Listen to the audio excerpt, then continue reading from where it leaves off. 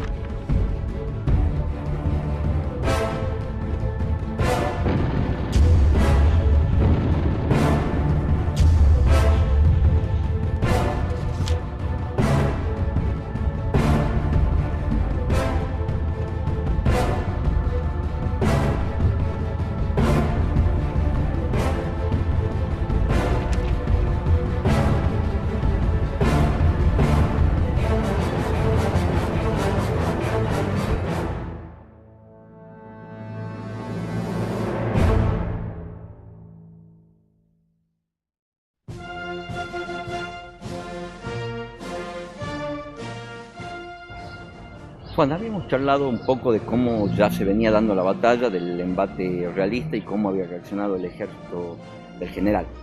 Ahora me ibas a comentar algunas situaciones anecdóticas propias de la batalla. Sí, en primer lugar fue una batalla bastante rápida al principio, aunque después tuvo su desenlace más de 24 horas después.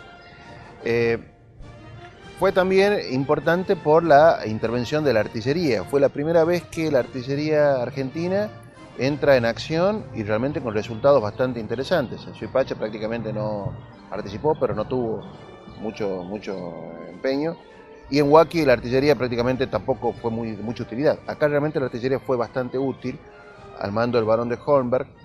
Y las anécdotas conocidas son las que conocemos con respecto a la del barón de Hornberg, es decir, vos te acordarás que en su momento él se adelanta él estaba en el ala izquierda, digamos. En el ala izquierda, ¿quiénes estaban? Estaba Manuel Belgrano, estaba Bernal de Espalledo, que era el jefe gallego de toda la caballería gaucha tucumana. Estaba también Superí, José de Superí, que es el jefe del batallón de castas de los negros, ¿sí? Estaba también el general Paz, que era ayudante de campo del barón de Hornberg. Sí. Y estaba también José de Moldes, que era ese coronel salteño bastante intrépido, El que de la tenía escarapela. el creador de la escarapela, que era, tenía un carácter bastante particular, no se hacía querer por nadie, ¿no? Bastante hosco, al que no le gustaba lo desafiaba a duelo. Entonces no tenía una ocupación puntual en el ejército, porque nadie lo quería tener a su cargo, se iba a sublevar el ejército si lo ponía Belgrano en alguno de los cuerpos, ¿no? Entonces Belgrano lo tuvo como un hombre de su confianza a su lado, le tenía bastante aprecio y estaba con él asistiéndolo y ayudándolo. Entonces, en un momento determinado, el barón de Hornberg decide, a pesar de él ser jefe de la artillería y del parque, decide adelantarse para hacer él personalmente una misión de reconocimiento, llevándoselo también al general Paz, sobre el ala izquierda nuestra, la derecha realista. Vos acordate que del frente no había caballería, la caballería española realista venía encabezando la marcha, por lo tanto se había ubicado en el ala izquierda de ellos, es decir, frente a Balcarce prácticamente. Pero Belgrano no sabía que no tenían caballería. No se sabía bien, porque vos acordate que también con todo el polvaredal de la marcha de los soldados, el humo, los incendios, es decir, el tierral que se levantaba cuando se venía avanzando, no se veía bien qué había enfrente. Entonces, por eso es que el barón de Hornberg decide adelantarse. También dijimos que se adelanta en forma muy imprudente, porque si los realistas llegaban a tener caballos, una caballería justo enfrente, lo podían haber llegado a capturar tranquilamente, porque se adelantaron él y el entonces teniente José María Paz solos. Supongo que se adelantaron también ante la imposibilidad de la visibilidad. Claro, se adelantaron por ver qué tenían enfrente, una misión de reconocimiento. Pero en esos casos no va un alto oficial a hacer el reconocimiento, se manda una partida, ¿sí? Y tampoco van solos. El general Paz dice que eso fue realmente una imprudencia, porque a él, prácticamente 20 años después, le tocó caer emboscado en una partida que lo tomó prisionero, de la nada. Entonces dice, bueno, realmente fue una gran imprudencia del el barón de Holmberg de haber hecho esto, ¿no? Entrar en campo enemigo. Claro, sin los debidos resguardos, ni siquiera una escolta. Entonces, viendo que no tenía caballería, el barón de Holmberg le manda a decir con el general Paz a Belgrano de que haga cargar a los gauchos de la izquierda para atacar la infantería realista. Claro, seguramente había estado pensando que se trataba de una caballería como la que él estaba acostumbrado a ver en Europa, donde la caballería cargando contra una infantería que no está preparada para recibirla puede ser brutal, ¿sí? Claro. Bueno, pero eran nuestros gauchos, irregulares, no acostumbrados a cargar. Además, los gauchos, cuando se acercaban a una infantería que venía preparada con las bayonetas o con los fusiles y hacía el primer fuego, se dispersaban, que fue lo que prácticamente pasó en la batalla de Tucumán. Estos gauchos poco y nada hicieron. ¿Por qué? Porque tenían miedo a los disparos, ¿sí? Y tenían miedo a caer ensartados en las bayonetas enemigas que ya venían preparadas. Entonces, él manda a decirle a Belgrano entonces de que mande cargar.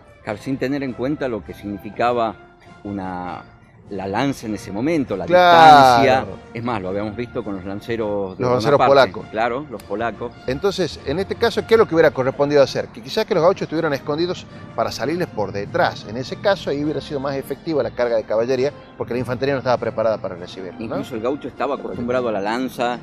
El gaucho no estaba acostumbrado a la lanza. Nos cuenta también de que el general Paz de que hubo que darles lanzas y improvisar chuzas con tacuaras y con filos atados en las puntas, enastados, mojarras, dice él. Y que vio llorar a muchos gauchos de que se les daba esta arma porque no consideraban que era digna de ellos. No había llegado todavía el momento de que se valorizara lo importante que era el arma de la lanza en la caballería, que era formidable. La usaban los napoleónicos, la usaban los lanceros polacos, y acá medio que se resistían. Tuvimos que esperar que viniera el general San Martín para que impusiera la lanza como un arma extraordinaria de caballería y lo usaron los mismos granaderos a caballo. En la película Waterloo se ve la avanzada de los lanceros polacos. Y la efectividad que tiene. Exactamente, que realmente es brutal y hacían retroceder a cualquier caballería que los estuviera atacando. Bueno, el tema es entonces ese, de que el barón de Holmberg casi cae prisionero. Cuando el general Paz retrocede y lo encuentra a Belgrano y le pide que por favor, por órdenes de él, por instrucciones del barón de Holmberg, hay que hacer cargar a los gauchos de la izquierda, en ese momento empieza a disparar el cañón de la izquierda, que ya habían empezado a disparar los otros cañones. Empieza a disparar el cañón de la izquierda porque ya estaban a tiro esa ala correspondiente. Con ese cañonazo que dispara el cañón de la izquierda es cuando el caballo del general Belgrano se asusta y aparentemente hace una maniobra por la cual lo tira al suelo el general Belgrano, y todo el mundo pensaba que lo había sido alcanzado por una bala o por algún disparo o algo por el estilo. Cuando lo ven que el general Belgrano se incorpora, se saca un poco el polvo y se vuelve a subir, quedaron todos un poco más aliviados y más tranquilos. Entonces, en ese momento tenemos que Belgrano va a ordenar a Bernal de Espalledo que haga cargar a la caballería de la izquierda. Aparentemente la caballería de la izquierda no carga, o los gauchos les costaba ponerse en movimiento para atacar, o tienen miedo a esta infantería que viene avanzando a paso firme y marcial. El general Paz vuelve a encontrarlo al barón de Holmberg por la izquierda. El barón de Holmberg, además de ser un poco medio corto de vista, porque se movilizó demasiado, se adelantó demasiado de la línea y muy cerca de las líneas enemigas, que casi pudieran haber recibido un disparo en cualquier momento, le vuelve a decir al general Paz que retroceda y que le pida que mande cargar la caballería de la izquierda, la caballería de los gauchos. ¿Qué pasaba a la derecha? Nadie sabía nada en ese momento. Estamos hablando de lo que pasaba en la ala izquierda. Eran como dos batallas distintas, independientes de lo que pasaba en un lado y lo que pasaba en el otro, ¿sí? Entonces, el general Paz retrocede y se da cuenta que está por disparar el cañón nuestro de la izquierda, el mismo que lo hizo voltear al caballo de Belgrano. Y el capitán Santa María, que era el que dirigía ese cañón, le está haciendo señas por todos lados para que se corran, porque va a ser fuego de metralla. ¿Qué era un fuego de metralla? No era una bala rasa que va derecho. El fuego de metralla era colocar dentro de un tarro toda una serie de hojalatas, de latas, de clavos, de vidrios, que al ser disparados, desmembrar a los soldados que se les venían ya encima. O sea, cuando ya la infantería estaba cerca. Cuando la infantería está cerca, se disparaba metralla para los fines de matar o de inutilizar la mayor cantidad posible de soldados. Iba a ser fuego de metralla. Estando el barón de Holmberg y el general Paz adelante, muy probablemente les hubieran herido a ellos. Entonces, antes de poder accionar, el capitán Santa María no sabía qué hacer, les hace señas, el general Paz lo ve, parece que el varón ni lo escuchaba, ni lo oía, ni lo veía, Entonces se lo tuvo que llevar de un brazo, hacerlo un costado para que el capitán le permitiese hacer el disparo. Empezar a hacer sus disparos. De esa manera empezó a disparar el cañón de la izquierda, que hasta ese momento había hecho solamente disparos con bala rasa. Después de eso, General Paz trata de volver hacia Belgrano para decirle que haga cargar a los gauchos. Lo encuentra nuevamente al general Belgrano. El general Belgrano dice: voy a hacerlo cargar yo personalmente. Se dirige hacia los gauchos. No sabe muy bien qué pasó el general Paz en todo este lío, pero aparentemente los gauchos intentaron cargar, avanzaron un poco, recibieron la primera descarga de fusilería por parte de los realistas que ya venían encima, y de alguna manera se dispersaron. Esa dispersión de los gauchos de la izquierda hizo que arrastró a toda la ala izquierda patriota, y los arrastraron al mismo Belgrano, que terminaron prácticamente cerca de San Felipe, en el sur. San Felipe. Ahora, la pregunta del millón es, perfecto, el ala izquierda se perdió porque prácticamente nos dispersaron. ¿Qué pasó con el centro y con el ala derecha? Dale, te comprometo. Eso es lo que te cuento ahora. Dale. Dale.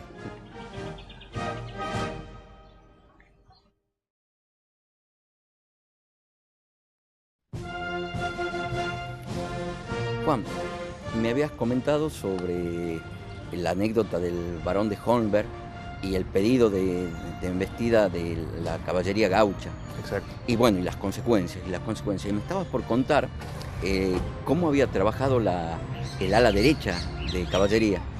Bueno, a todo esto vamos a ver qué pasaba del otro lado del mostrador. Es decir, qué pasaba en el ala derecha, que fueron como dos batallas distintas, independientes, porque a pesar nuevamente de haber sido combatidas en un espacio reducido, todas estas peripecias que hemos relatado hicieron que no se supiera en un lado qué pasaba en el otro. Entonces eran como dos batallas simultáneas que se peleaban en el mismo terreno.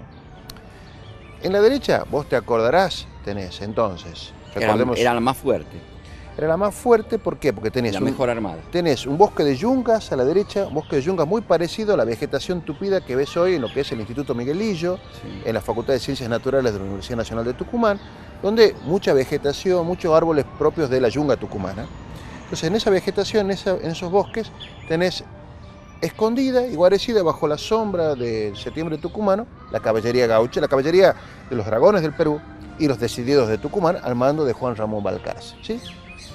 Y tenés después los batallones de infantería que estaban protegiendo el ala derecha y el centro. El primer batallón es el batallón de cazadores al mando de este francés, Carlos Forest. El segundo batallón, que está en el medio justo de todo el dispositivo, es el batallón número 6 de infantería, al mando de Ignacio Warnes, y pegadito a él tenés los negros del batallón de castas, pardos y morenos, al mando del comandante José de Superi. ¿Sí? Bueno, eso es básicamente el dispositivo que teníamos. Atrás de ellos, atrás de la infantería, tenés ubicado a Manuel Dorrego con la infantería de reserva. Atento a saber dónde hace falta intervenir para ir a auxiliar a aquel cuerpo que esté retrocediendo, que necesita algún tipo de ayuda. Atrás de la caballería de Balcarce, un cuerpo de milicias de caballería santiagueño o catamarqueño, es lo que todavía los historiadores no se ponen de acuerdo de dónde era. Pero bueno, ese es básicamente el dispositivo que teníamos en el campo de las carreras, acá sobre la calle Bernabé Arauz aproximadamente. Ahora bien, empieza a avanzar la línea izquierda realista, es decir, la que estaba justo enfrente de nuestra línea derecha, ¿sí? La caballería de Tarija, 600 milicianos de caballería, venían avanzando y pegados a ellos venía el primer batallón. Los batallones realistas, a diferencia de los nuestros, prácticamente nos duplicaban el número. Cada batallón tenía aproximadamente 500 soldados. Los nuestros llegaban a 250, 300, con mucho. Toda la furia. Bueno, el primer batallón que venía acompañando a la caballería realista, que es la caballería de Tarija, era el Abancay. A la par del Abancay, siguiéndolo, venía el Cotabambas. Después del Cotabambas venía el Real de Lima. Y por último venía un cuarto batallón que se había formado con un rejunte de dos batallones realistas, es decir, el Paria y el Arequipa. ¿Por qué? Porque previamente Tristán había desprendido la mitad del Paria y la mitad del Arequipa para mandarlos por el este a ocupar Mancopa. ¿Te acordás? Entonces, junto con los granaderos. Que casualmente, muy probablemente eran las unidades de granaderos de ese batallón. Perfecto. ¿Sí? Entonces, mitad del Paria y mitad del Arequipa habían ido por el este hacia Mancopa y esos habían quedado reducidos a una mitad, y de los dos hizo un solo batallón que era el último con el que cerraba las filas realistas. Que es el ¿sí? que pedía, que es el que enfrenta a Belgrano y al Barón de lo hace Colbert. retroceder hasta San Felipe. Exacto. Entonces, repasamos a ver cómo estaba planteado toda la estrategia realista. Tenés Caballería de Tarija, el Batallón Abancay, el Cotabambas, Real de Lima y este batallón rejunte entre el Paria y el Arequipa. Entonces, ¿a quién se tienen que enfrentar los patriotas? Balcarce tenía enfrente y ve que está la Caballería de Tarija aproximándose. Él está escondido, él los ve a ellos no lo ven a él. Tenemos a Forrest. Forrest está con los cazadores. ¿Con quién se tiene que medir Forrest? Forrest se tiene que medir con el Abancay, que lo tiene enfrente. Lo tenemos a Warnes. ¿Con quién se tiene que medir Warnes? Y Warnes le toca bailar con la más fea. Se tiene que medir con el Cotabambas y el Real de Lima. Son dos los que vienen en el medio, en el frente. Y tenemos a Superi. ¿A Superi con quién se tiene que enfrentar? Con este rejunte de batallones del Paria y del Arequipa. Eso es básicamente cómo está el escenario. El escenario. ¿Quién le toca terciar con quién? Exacto. Pelear con quién. El pica pica. El pica pica. A todo esto, dijimos que quienes empezaron los disparos de artillería fueron los patriotas. Y fueron los cañones de esa zona, es decir, de la ala derecha. Que debilitaron más. Los cañones de la derecha fueron extraordinarios porque los tiros fueron muy precisos y terminaron barriendo filas enteras de soldados de la Abancay. El primer batallón realista de la izquierda recibió los disparos de los dos cañones de más a la derecha nuestra. El de apoyo a la caballería. El de apoyo a la caballería y el que está en medio del batallón de cazadores y el número 6. Esos dos atacaron al Abancay. El otro, el que estaba en el medio, entre el número 6 y el de Superi, los Pardos y Morenos, ese le pegó al Cotabambas, ¿sí? Entonces, el Abancay y el Cotabambas fueron los primeros batallones realistas que empezaron a sufrir bajas y considerables e importantes. No solamente lo dicen las crónicas nuestras, no solamente lo dice Bartolomé Mitre y Vicente Fidel López, sino que también ha sido narrado por los mismos realistas. Andrés García Camba, en su trabajo, digamos, sobre la memoria de las armas españolas en el Perú, narra de que el fuego fue realmente importante y mortífero de 3 cañones, y habla de los 3 cañones de la derecha, uno de calibre de A6 y 2 de A4. Esos son los 3 cañones nuestros de la derecha que acertaron al Abancay y al Cotabambas.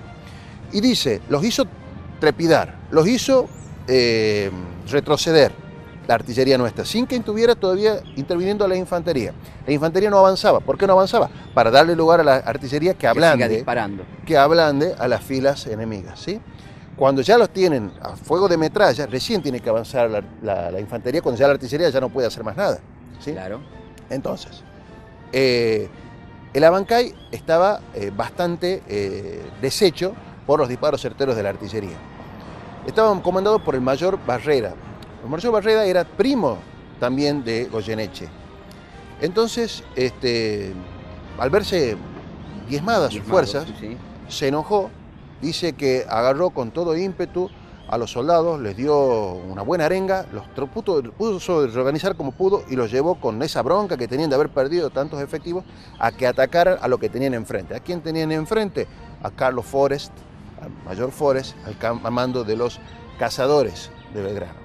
De esa manera fue como se empieza a entablar el combate cuerpo a cuerpo sí. entre el Abancay y el primer batallón nuestro, que eran los cazadores, en lo que sería la batalla de Tucumán. Y ya me vas a comentar cómo hace el despliegue el ala derecha nuestra. Dale, eso te lo comentamos enseguida, ¿crees? Sí, dale.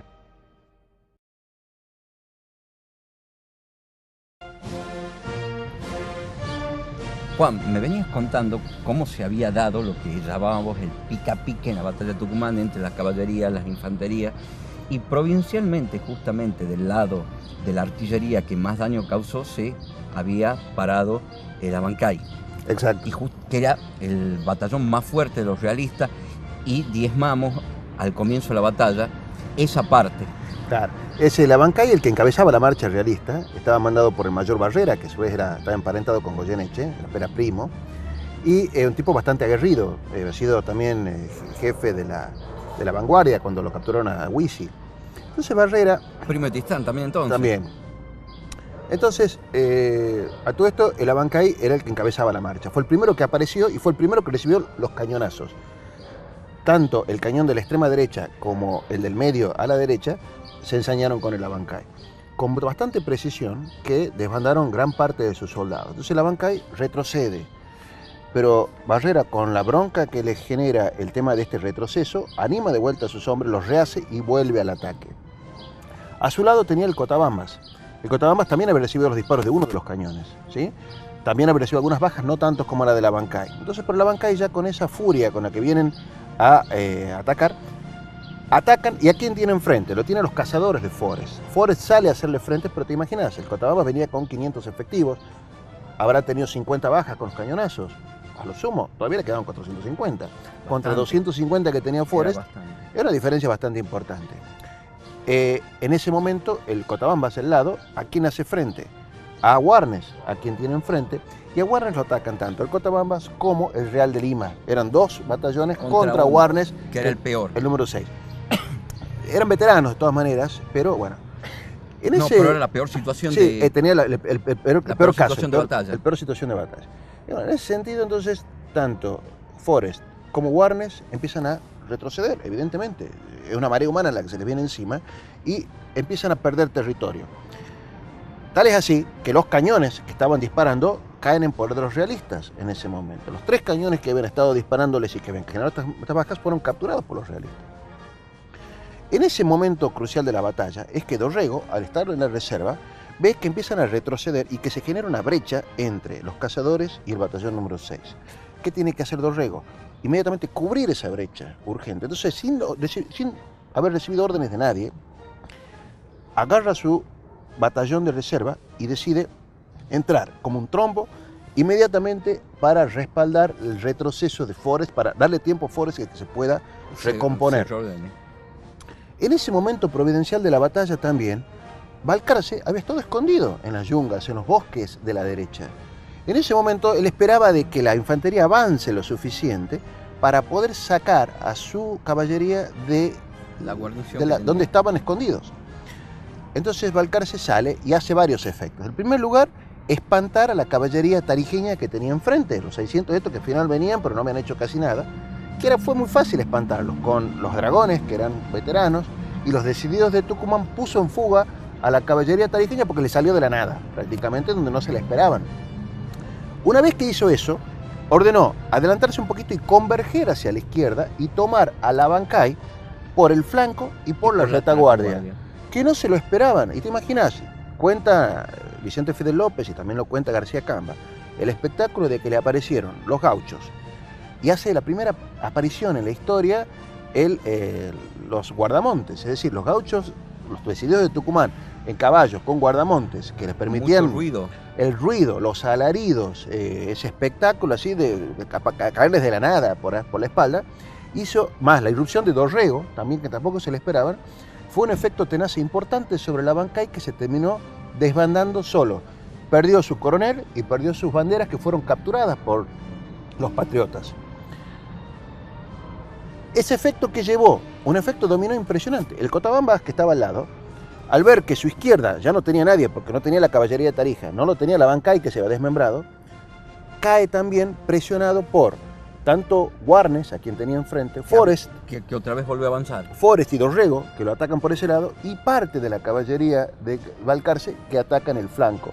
Entonces, pierden banderas, pierden su coronel y entran a dispersarse aterrorizados. Ese efecto dominó también afecta al Real de Lima, que venía al lado, ver que sus flancos estaban descubiertos y fue el sálvese quien pueda. El Real de Lima también pierde su bandera, también pierde su coronel, y salen desesperados para refugiarse donde sea, porque era el sálvese quien pueda. Lo único que habían quedado, más o menos, haciendo una pelea decorosa, era este rejunte del batallón del Paria con el Arequipa, que estaba enfrente de Belgrano, los Pardos y Morenos, que los habían puesto en jaque al batallón de Pardos y Morenos de Superí. Hasta lo habían capturado a Superí, ¿sí? Pero al ver que no tenían flanco, porque el Real de Lima ya estaba disuelto prácticamente, estos también no sabían qué hacer. Entonces aprovecharon ese momento los negros del batallón de Castas para recapturar a su líder, a su comandante, ¿sí? Y apresar a varios miembros también de este batallón. Entonces se dispersaron completamente toda la infantería realista del campo de batalla. Algunos fueron de vuelta hacia el manantial. Dice que otros terminaron por el sur yendo hacia el camino de Santiago, hacia Mancopa, buscando el amparo de este batallón de granaderos que había ido a cubrir esa zona. Cuenta García Campa que gracias a Dios, afortunadamente para los realistas, la caballería nuestra era tan desordenada que en vez de dedicarse a perseguir, a capturar o a matar a aquellos fugitivos, se dedicó a ¿qué? A saquear el parque que venía atrás. Es decir, la caballería tucumana y los dragones cayeron sobre el parque realista, capturaron las carretas, los caudales, el equipaje, ¿sí? Todo el parque, la cocina. ¿Y qué pasó? Al promediar la tarde, se dieron cuenta los 3 batallones diminutos nuestros que eran dueños del campo de batalla. Los 4 batallones realistas importantes que los duplicaban el número que tenían, ya no tenían a nadie enfrente y estaban completamente dispersados. En ese momento providencial de la batalla, Dorrego se encontró como mayor oficial a cargo en el campo de batalla. Bueno, ¿qué hacemos? Volvimos a recuperar los cañones que habían sido capturados por los realistas. Tomamos los cañones que los realistas no habían alcanzado todavía a desmontar, que estaban en lomo de mulas, y teníamos todavía las carretas del parque realista. Pero no se sabía qué había pasado con todo el ala izquierda nuestro, es decir, con Manuel Belgrano, con los gauchos de la izquierda, que al haber sido empujados en su momento por esta deserción y haber recibido en el camino esta invasión de la plaga del manga de langostas que no dejaba ver nada, no se sabía qué había sido de la vida de Belgrano y si vivía y dónde estaba y si no había sido capturado. Entonces estaba Dorrego solo y resuelve poner paños fríos. No tenía con qué perseguir a la infantería realista. Tampoco era muy prudente alejarse mucho de la ciudad porque no sabíamos qué había pasado con el resto del ejército. Entonces resolvió asegurar a los prisioneros que se habían capturado, las banderas que se habían capturado, los carruajes, las carretas, y llevarlas a todas nuevamente hacia la plaza. En la plaza vos te acordarás que estaba el capitán Benito Martínez, comandante de artillería, con 40 efectivos que había quedado para resguardarla por si acaso. Entonces resolvieron conducir todo esto a la plaza a la espera de ver qué pasaba con Belgrano y cómo había quedado todo. Pero lo importante de esto es que el 24 de septiembre a la tarde, el campo de batalla quedó en manos de las 4 diminutas columnas de infantería, que eran el batallón de cazadores, el batallón número 6, el batallón de castas, pardos y morenos y el batallón de reserva de Dorrego. Dorrego resuelve con criterio retirarse. Poco tiempo después, pocos minutos, llega al campo de batalla el mayor general, es decir, Eustoquio Díaz Vélez, que también no estuvo en la batalla y se había alejado a raíz de todo este descalabro que fue la batalla. Viendo lo que había resuelto Dorrego, resuelve aprobarlo, siendo ya él el oficial a cargo. Claro, a falta de Belgrano. Exacto. Entonces resuelve con criterio llevar todos los prisioneros y todo a la plaza. Entonces de esa manera es como el 24 de septiembre termina con el ejército realista completamente dispersado en los alrededores, Belgrano sin saber cómo había sido el resultado de la batalla prácticamente en San Felipe, con los restos de la caballería gaucha y con los restos de los dragones y decididos de Tucumán que se habían dedicado a saquear lo que encontraban, ¿sí? En la Plaza Independencia, refugiada la infantería patriota, los batallones nuestros prácticamente intactos, con las cuantas bajas que habían tenido propias del combate, junto con la artillería. Y es así como Tristán se ocupó la tarde de ese 24 de septiembre hasta el día siguiente de rejuntar a los dispersos y tratar de ver si podía ensayar alguna amenaza seria para los días siguientes sobre San Miguel de Tucumán. ¿Y cómo culmina retirarse de Tucumán? Esta negociación en realidad queda con el fin del día 24, Tristán sitiando, apostado hacia el sur de la avenida Roca, aproximadamente apuntando hacia la Plaza Independencia, Belgrano rejuntando su caballería al sur de Tristán, sobre San Felipe, y al día siguiente le aparece Tristán a sus espaldas. Entonces, Tristán se ve amenazado por la plaza con la infantería, Belgrano atrás suyo, y él sin saber cómo se había desenvuelto todo, habiendo perdido mucha parte de sus oficiales, sus caudales, su carreta, su artillería, decide no correr más riesgos y emprende, finalizado el 25 de septiembre, el retorno hacia Salta. Bueno, la verdad que muy interesante, Juan. Te agradezco y te comprometo para que sigamos charlando sobre Dale, con el mayor de los gustos. Dale.